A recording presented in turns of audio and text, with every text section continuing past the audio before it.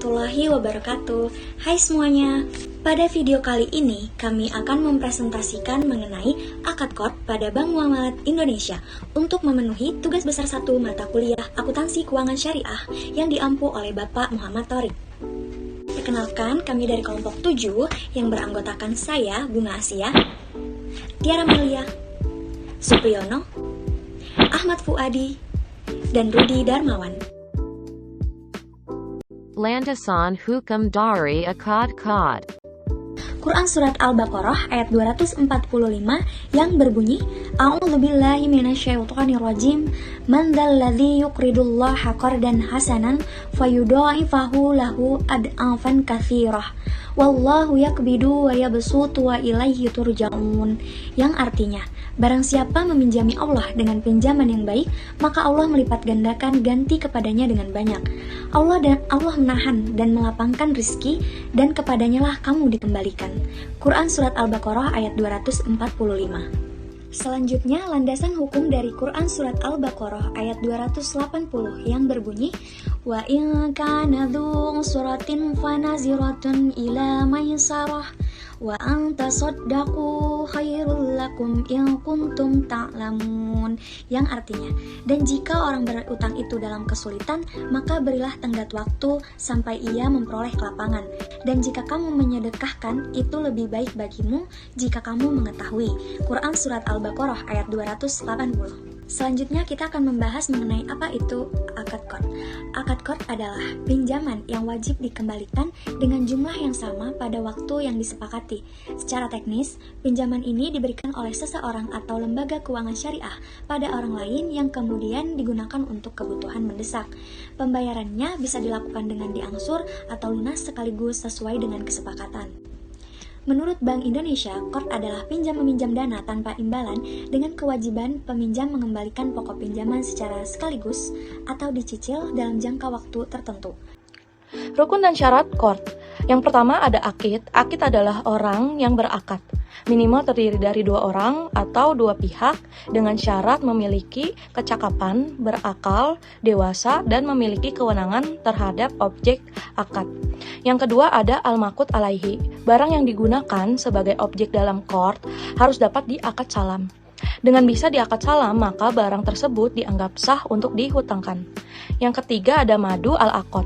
Madu al-aqad yaitu tujuan atau maksud dari suatu akad. Misalnya dalam jual beli, pokoknya adalah terjadinya pemindahan kepemilikan dari penjual ke pembeli. Yang terakhir ada sikot. Sikot dalam akad adalah ijab dan qabul. Ijab berarti penawaran, sedangkan qabul berarti penerimaan dengan syarat yang harus jelas maksudnya. Ucapan dalam ijab qabul harus dilakukan dengan jelas dan dapat dipahami oleh kedua pihak, sehingga tidak ada kesalahpahaman. Ketentuan-ketentuan umum dalam akad al-qard berdasarkan Fatwa MUI DSN nomor 19 garing DSN strip MUI garing 4 tahun 2001 tentang al-qard. Pelaksanaan akad al-qard memiliki sejumlah keuntungan yang harus diperhatikan dan dipatuhi sebelumnya. Berikut diantaranya. Al-qard adalah pinjaman yang diberikan kepada nasabah yang memerlukan. Nasabah al-qard wajib mengembalikan jumlah pokok yang diterima pada waktu yang telah disepakati bersama. Biaya administrasi dibebankan kepada nasabah. Lembaga keuangan syariah dapat meminta jaminan kepada nasabah bila mana dipandang perlu. Nasabah al-qard dapat memberikan tambahan atau sumbangan dengan sukarela kepada lembaga keuangan syariah selama tidak diperjanjikan dalam akad.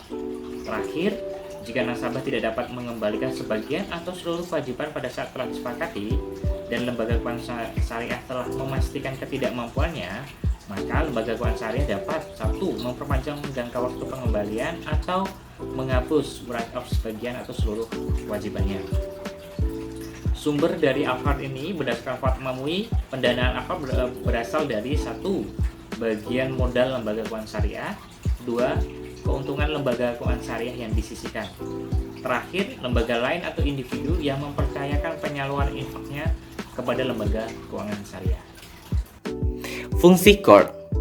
Yang pertama, membantu nasabah yang sedang membutuhkan dana cepat untuk kebutuhan yang mendesak. Yang kedua, qard hasan yang menjadi pembeda lembaga keuangan syariah dengan lembaga keuangan konvensional karena membawa misi sosial di dalamnya. Yang ketiga, Misi sosial ini dapat meningkatkan citra positif dan loyalitas masyarakat pada lembaga keuangan syariah. Selanjutnya yaitu macam-macam qard. Menurut lembaga keuangan syariah, akad qard terdiri dari dua macam, yaitu yang pertama, akad qard yang berdiri sendiri dan hanya bermaksud sebagai tujuan sosial, sesuai dengan apa yang tertera di Fatwa MUI DSN nomor 19/DSN-MUI-5/2001 yang menjelaskan bahwa al-qard ada bukan sebagai kelengkapan transaksi atau sarana untuk mencari keuntungan. Yang kedua, akad qard yang terjadi sebagai sarana untuk melengkapi transaksi lain yang bersifat komersial atau termasuk ke dalam akad-akad muawadah untuk mendapatkan keuntungan. Pihak ketiga hanya dalam menggunakan dana tersebut untuk tujuan komersial seperti pembiayaan pengurusan haji lembaga keuangan syariah, produk rahan emas, pengalihan utang, dan ajakan piutang. Pengakuan dan pengukuran qard berdasarkan OJK, perlakuan akuntansi akad qard memiliki penjelasan pengakuan dan pengukuran seperti slide ini. Pinjaman qard diakui sesuai dengan besarannya jumlah yang dipinjamkan pada saat transaksinya terjadi.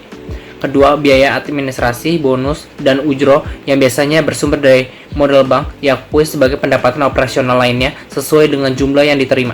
Ketiga, biaya administrasi, bonus, atau ujroh yang dananya bersumber dari bank pihak ketiga diakui sebagai pendapatan utama lainnya dan hasilnya kemudian dibagi sesuai dengan besaran jumlah yang diterima. Penyajian qard dalam bidang perbankan dan keuangan diatur oleh OJK sebagai berikut. Pinjaman qard yang bersumber dari modal bank dan dana pihak ketiga disajikan pada pos pinjaman qard. Lalu ada penyisian penghapusan aset pinjaman qard disajikan sebagai pos lawan atau kontra account pinjaman qard. Sementara untuk pengungkapan, hal-hal yang harus diungkapkan antara lain, rincian jumlah pinjaman qard berdasarkan sumber dana, jenis penggunaan, dan sektor ekonomi. Lalu kedua ada jumlah pinjaman qard yang diberikan kepada pihak yang berealisasi. Lalu yang ketiga adalah ikhtisar pinjaman qard yang dihapus buku yang menunjukkan saldo awal, penghapusan selama tahun berjalan, penerimaan atas pinjaman qard yang telah dihapus bukukan, dan pinjaman qard yang telah dihapus tagih dan saldo akhir pinjaman qard yang dihapus buku. Kegunaan qard dalam perbankan syariah. Perbankan syariah umumnya menggunakan akad qard dalam beberapa proses produk seperti slide ini. Pinjaman tunai dari produk kartu kredit syariah, lalu ada pinjaman untuk talangan keperluan haji, lalu ketiga ada pinjaman untuk pengusaha kecil, dan terakhir adalah pinjaman kepada pengurus bank. Berikut adalah contoh transaksi akad qard antara Bank Muamalat dengan PT 7 Sentosa, yang dimana PT 7 Sentosa telah menerima uang pinjaman dari Bank Muamalat sebesar 200 juta, yang dimana uang tersebut dipergunakan oleh perusahaan untuk melakukan ekspansi. Untuk pencatatannya sendiri dilakukan oleh Bank Muamalat pada tanggal 1 Februari 2012. Pada kolom debit terdapat pinjaman qard sebesar 200 juta dan biaya administrasi sebesar 30.000. Sedangkan untuk pada sisi kredit terdapat kas atau clearing atau rekening. Dan waktu pembayaran pinjaman tersebut dilakukan dalam kurun waktu 1 tahun. Mana pada cicilan pertama pada tanggal 31 Mei 2012, pada posisi debit account kas sebesar 80 juta dan pinjaman qard sebesar 80 juta. Cicilan kedua dilakukan pada tanggal 31 Agustus 2012 dengan nama account kas pada posisi debit sebesar 70 juta dan pinjaman qard di sisi kredit sebesar 70 juta. Cicilan terakhir pada tanggal 31 Desember 2012 pada posisi debit dengan account kas sebesar 50 juta dan pinjaman qard sebesar 50 juta di posisi kredit. Demikian presentasi dari kami. Sebelumnya mohon maaf apabila ada kekurangan dalam penyampaian yang mungkin ada kesalahan kata atau kurang jelasnya pada saat penyampaian materi yang telah kami presentasikan. Terima kasih. Terima kasih.